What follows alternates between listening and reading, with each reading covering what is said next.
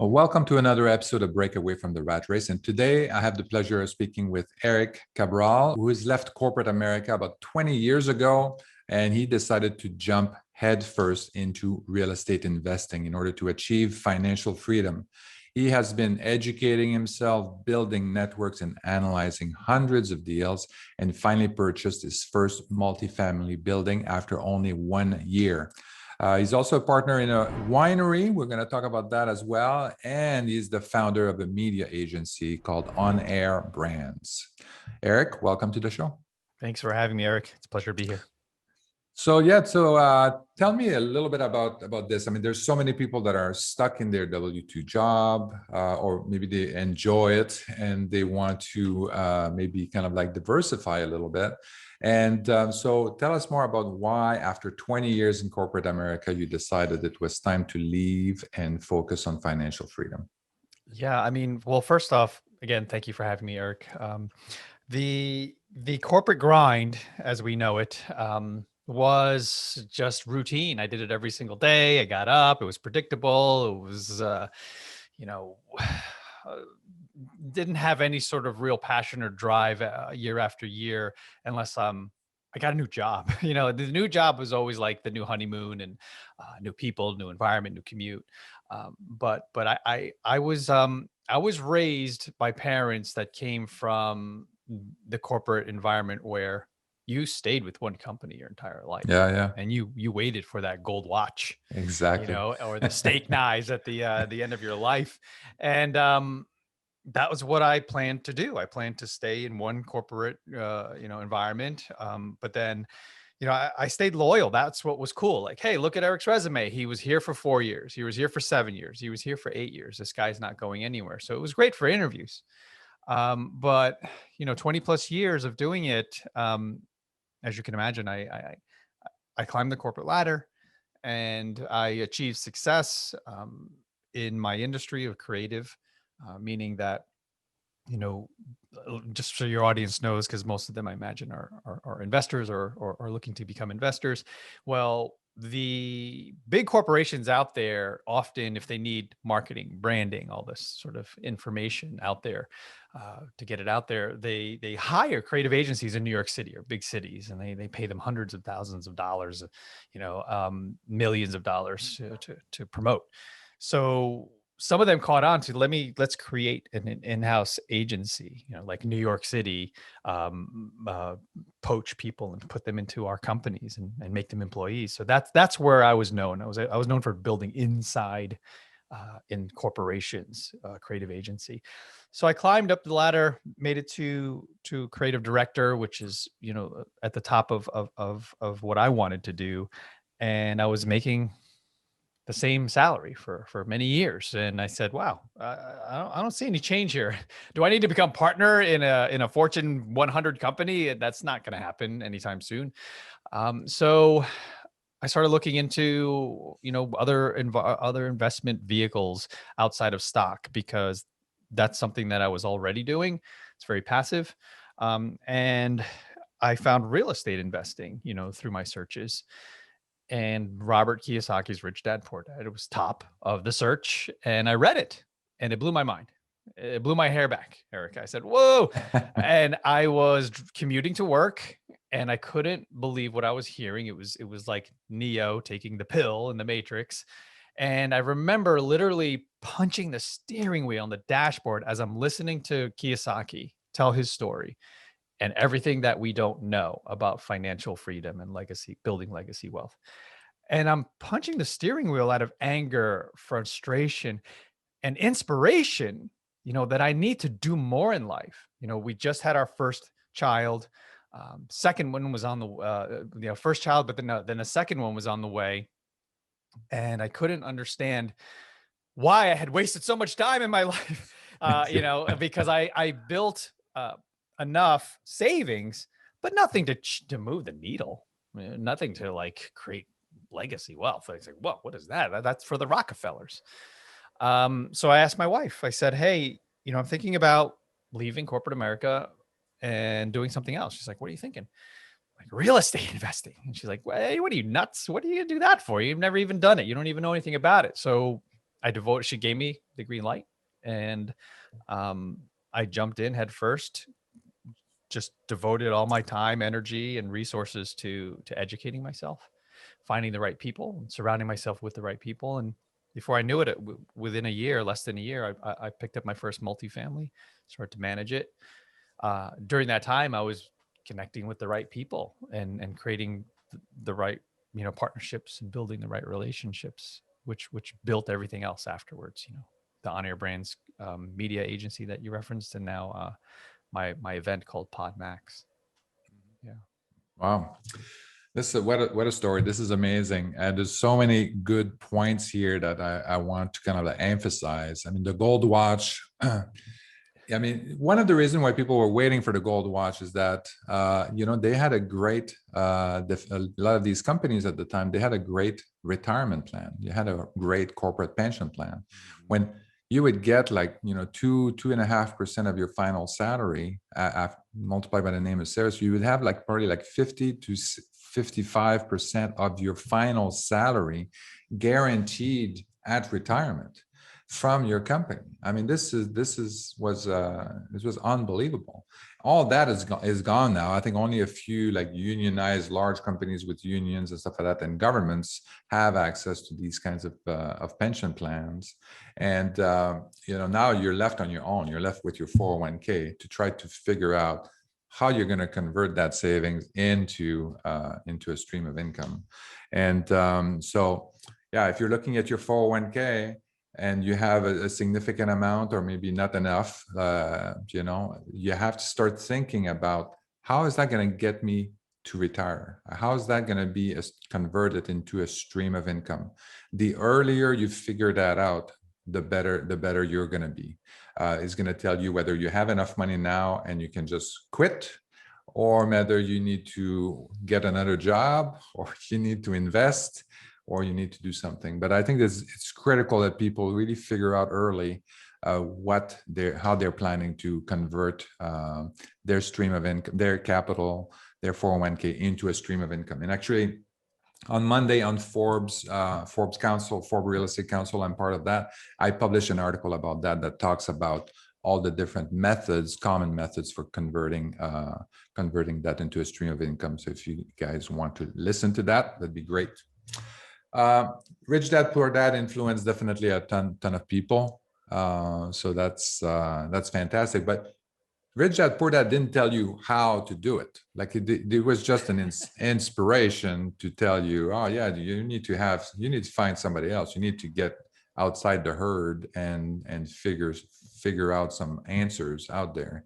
Like you mentioned, Neo, taking the right pill. And so how did you kind of like, so that inspired you, you damaged your vehicle, banging the wheel. More my fist. Yeah, my fist. And then you say, okay, well, then you said, I need to figure this out. I need to. Yeah. So how did you figure that out? How did you go out there and figure that out?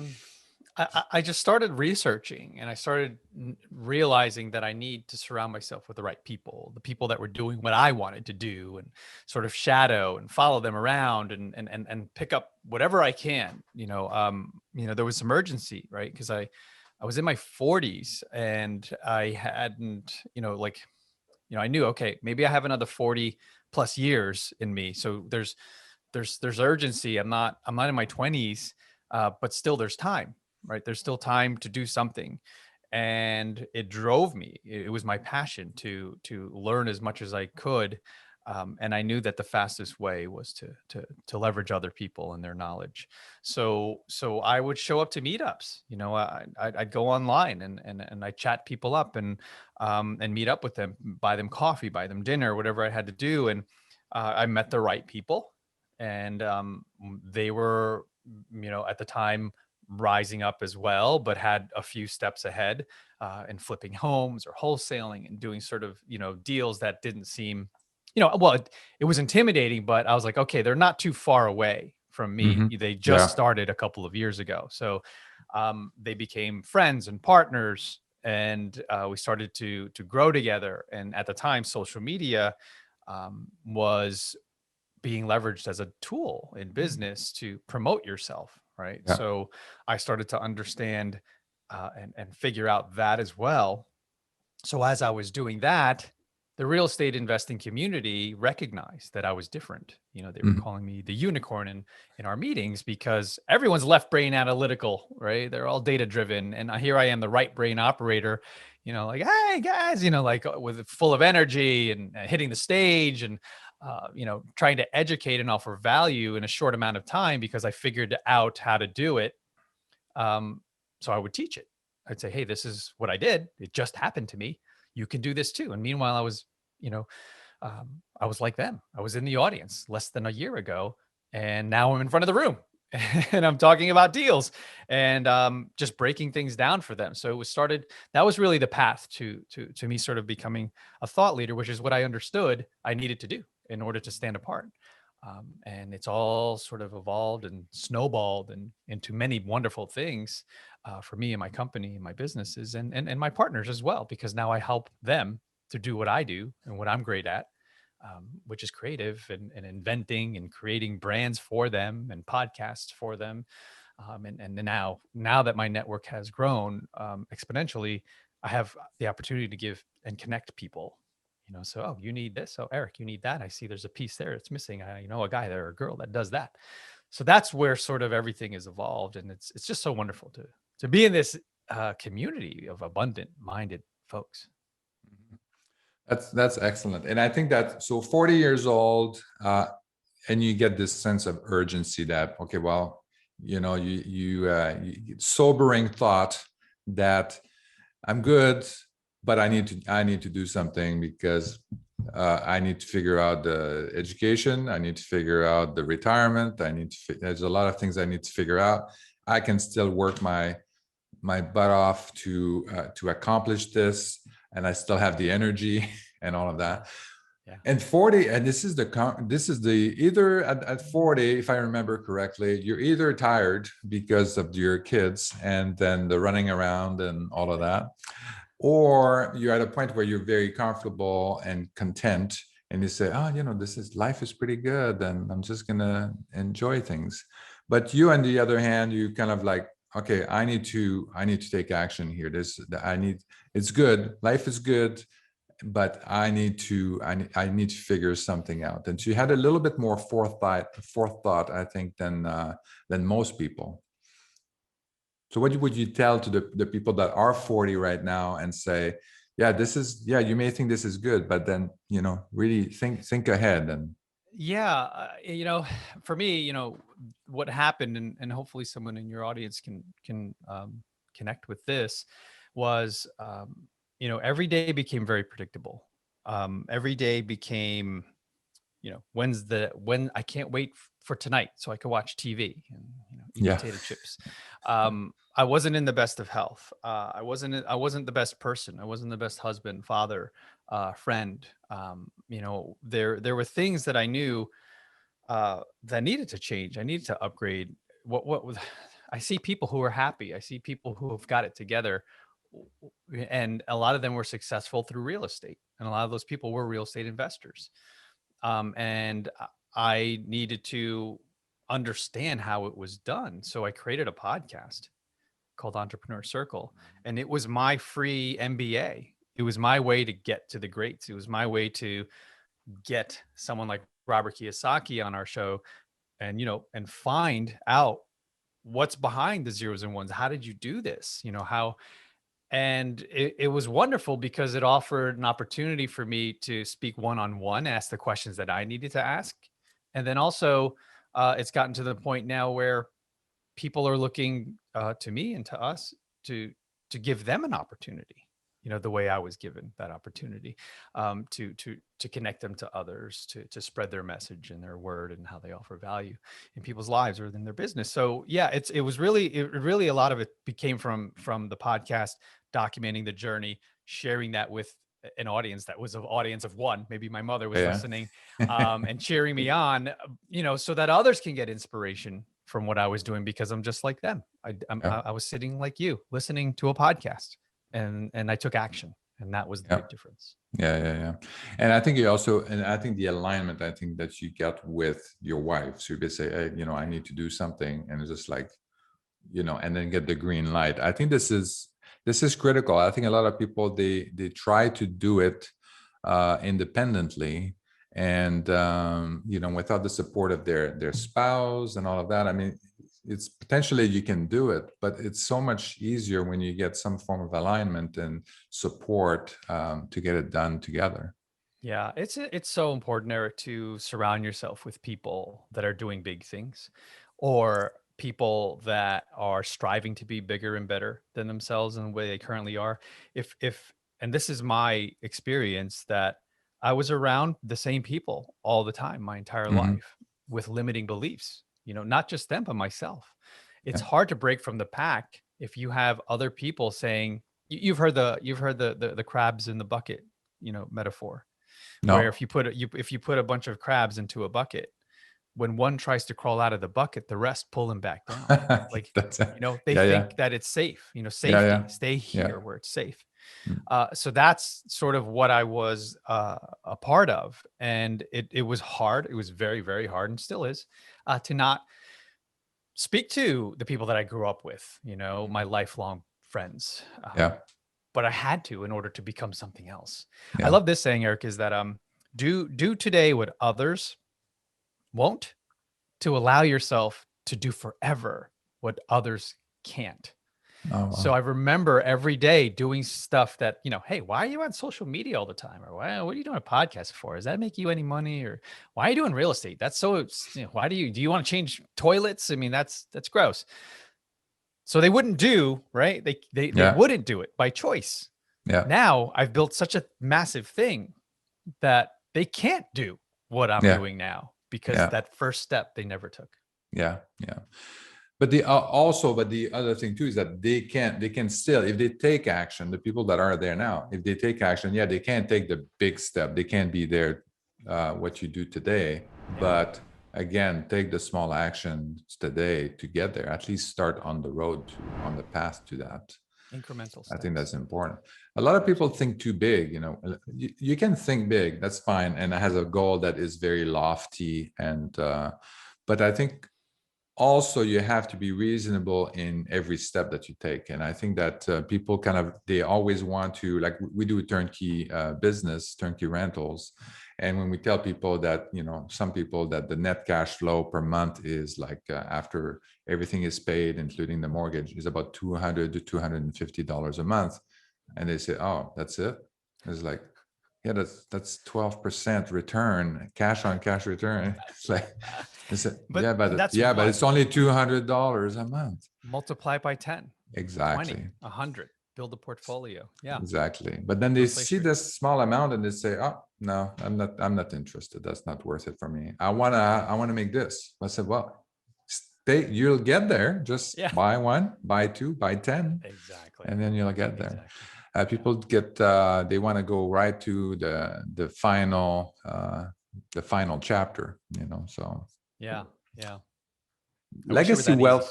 Yeah, and legacy wealth is another one that's very big on me, and for me, my experience is, I mean, it's great because I'm in business with my two sons and my wife. For us, it's a family business, and I mean, my two sons are, they're the one who really, started the business while I was working full time, and then they grew it to a certain point so that I was able to quit my job and dedicate myself full time and all of that. So it's kind of almost like a role reversal, but that was an amazing story. My advantage, of course, and then my kids are part of this, so I feel like I've left a legacy. But my parents were completely the opposite. They were saying that, oh yeah, but this is our money, and then we're going to spend it. Don't expect an inheritance, and it's okay because they didn't have that much money anyway. But the thing is that their mentality was that that's my money. I'm going to spend it to the last cent before I die. So don't count on anything else. And then there was another Erik Piketty, that wrote the book Capital, and it's a pretty lengthy book, but they talk about the importance of passing on wealth to your children. And this is the only way where your children and grandchildren will be successful in the future. Otherwise, there's going to be such a significant gap in wealth between your children and the people that have received generational wealth, that they won't be able to recover. You can't expect your children to start from ground zero every time. So I think it's critically important, if you want your family to be successful, to focus on that and make sure that you build as much wealth as you can in a way that you can pass that on to them, for them to be successful, and pass it on to your grandchildren. There's So that's many benefits. Yeah. So that's yeah, exactly. So, but another thing to that that I picked up on is that you're going to all these meetups, and then you are you're talking to all these right brain, these accountants and CPAs and lawyers and financial guys and people that run numbers and stuff like. And you have a different way of seeing things, and you're more on the creative side of things, and maybe more on the people side of it. In fact, like when you got started, you really started talking about people when we started this interview. So obviously, people and networking is something that's really essential to you. And so tell us about that piece of it. How can we incorporate that? If I'm actually from a math major, actuarial math. So how do I incorporate more of this creative energy, networking energy, and stuff like that into into the business, so that I can improve my success? Yeah. So the first word that popped in my mind when you asked that question was curiosity. Being genuinely curious when having conversations with people goes a long way, because most people, 99% of people, want to talk. They don't want to listen, right? They just want to tell their story, their side, their viewpoints, their opinions. I found that my strength is in speaking too, but in listening, with genuine curiosity and care. And I noticed that ability before I became an entrepreneur, when I would go to a barbecue and I'd meet one of my, some random person or the husband of one of my wife's friends. And I would listen with intent and try to figure out what they were saying and were their pain points, or, I didn't own businesses or anything like that. I was just asking questions, little to nothing added from my side, just asking questions. And what would happen, Erik, was my wife would say, "What did you say to that guy, Randy, yesterday?" I'm like, "Nothing. I just talking to him." She goes, "He loves you. What were you doing?" I'm like, "I just listened to him for 2 hours." People want to be heard. They want to know someone cares and is actually listening and maybe helping to find a solution for their problems. I didn't understand the power in that until I became a business owner, and then I became a podcaster. If you have that ability, if you can really pour water onto that, if you have a little bit of it and grow it, and people are going to gravitate towards you. People are going to want to talk with you and find out what you're doing, because then now they automatically feel guilty. I'm like, "Oh, Erik keeps asking me questions. Oh man, I gotta find out what he's doing now." May take 10 conversations, but in the long run, if you keep depositing into this bank, 100 times, you can take a withdrawal occasionally. Oh, I like that. I like the listening with intent. I think this is very good. And asking the right question, I think that's also very, very important. It's kind of interesting sometimes too, because you kind of go into these conversations, and then you ask some questions, and then just like it's somewhat more deepening, I think, than just like making a point or kind of like highlighting your what they have said with your own experience sometimes. So kind of asking more in-depth question and have them question their motivations or something like that. I think that's very interesting. Um, so let's say now we're probably gonna go to meetups again soon. So I guess people should practice listening with intent before we go back to the meetups, right? Yeah, I just emceed a real estate investing conference over the weekend in Pennsylvania, 300 plus, I think, attendees. So it was nice, Eric. Yeah. Get back together, and everybody handshakes and hugs, and haven't seen so many people in years. Yeah. Yeah, it's great. It's like getting on a bike. You're like, oh man, this is so good. We're back to having conversations and figuring out how to help one another. Yeah, it's fantastic. Yeah. But it was funny because we haven't even had our small meetups. We just went right to the big one. But normally we have monthly meetups. I host a Princeton, New Jersey meetup. About, I don't know, 25 to 50 people show up, sometimes 100 wow. if there's a big guest. But yeah, and we haven't even brought those back yet. Yeah. Meanwhile, this huge conference. So, but it's good, and I think that we need it as a society, and especially as an industry. Yeah, yeah. And so the other thing about these conversations too, I was just thinking just now too, is like, when you're having these conversations, when you're getting back in public and meeting people, it's going to be, you haven't met people in a while. It's going to be a little bit strange. And then people are going to be shy a little bit and don't know what to do. Again, listening with intent is actually going to it makes the conversation a little bit easier on your side if you're listening and really paying attention and asking insightful questions every once in a while. It makes it a little bit easier than if you have to come up with and talk about your thing all the time. So I think that's and you're going to learn something. If you're listening, you're going to learn something. If you talk, then you're not learning anything. No, and people can tell, Eric, if you're talking and someone's just waiting for the next thing or thinking of the next thing they're going to say and not even responding to what you just said. Yeah. People can tell, Yeah. The conversation's probably going to be over soon. Yeah. Well, speaking of which, the clock is here. We're half hour in. Yeah. Yeah. So, but you have a lot more going on. I mean, you have also you have that winery, Renault Winery, that you're a partner with, and so how did that come about? You said it correctly. Yeah, a lot of people in my area say Renault. I'm like, no, Yeah. it's Renault. Well, I'm French. That helps. Oh, thank you. Thank you.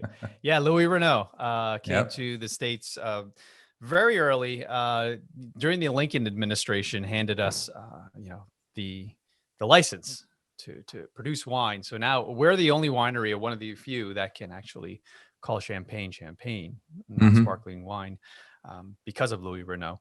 But yeah, we just found out, not the third, but the second oldest winery in the nation. We host wine tours, 242 acres, 50-room hotel. Oh, wow. We produce the wine on the premises, and also have a golf course, a full 18-hole golf course. It's just so wonderful. We have several restaurants. So it's a big project that I got involved in 2018, I believe. And I met my partner, the one who's the Disney of that whole operation, Josh McAllen, at a meetup that I was hosting. I was in the front of the room, and he came to me after or during and said, I love you. You're amazing. How can we do work together? It started as a podcast. We created our most successful podcast called Capital Hacking. That's the one I referenced, where we had Kiyosaki on and other greats. And that became the beginning of our relationship. And I became a partner in not just this project, but in other ones. It's very similar in terms of flipping resorts. He's a master at flipping resorts. Oh, yeah. And making them perform, because he's got a very specific business model to inject the weddings as the main driver for revenue. So at any given time, we have 1,500 to 2,000 people coming through on a weekend because of the weddings. Yeah. and we have restaurants to fulfill their needs, and then Yeah. we have wine tours and golf and all these other models, businesses that generate income for that Mhm. property and that project.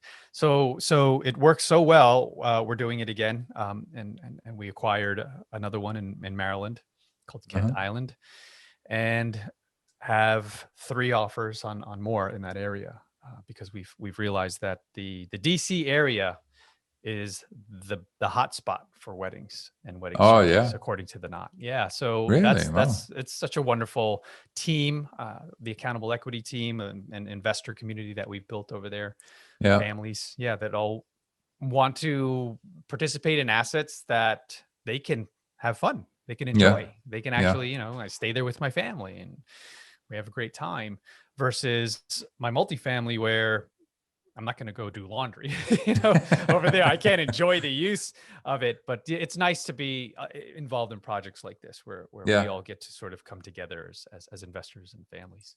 Yeah. And I think this is I think what I'm hearing also is again, the importance of the people. I think it's become, we've done a lot of investment. We do a lot of turnkey rentals, and people are very important. Our turnkey investors are very important, and networking is very important. But now what we're finding is a little bit different, is that we get to know people now that are just interesting people, that are hustlers, that have goals that are not about real estate, that are something completely different. For example, we just invested in a in a trucking company. So we're partners in a trucking company right now, and that's because we met we met 2 great entrepreneurs. They had like 25 years of experience in trucking, and we knew they were hustler and stuff like that. And through our network, meeting them and stuff like that, we said, okay, how can we work together, and what do you need, and all of that. And that's what I'm kind of gathering with your Renault experience. It sounds like that. It's just like, I like you, I like what you're doing, I hope you like me. How do we work together? Can we find a way to work together on something? And it's more now it's kind of shifting a little bit. You just kind of like, you find the people that you like, and then, okay, let's just keep talking, and maybe one day we'll find something we're going to work on together. And so I think this is very interesting. This is it's kind of like a new dimension, for us right now. It's kind of more focusing on the people. Who can we identify in our network that are true hustlers, entrepreneurs on the bench or in the making, and they're just waiting for the right opportunity. And the opportunity that at that point doesn't really matter that much.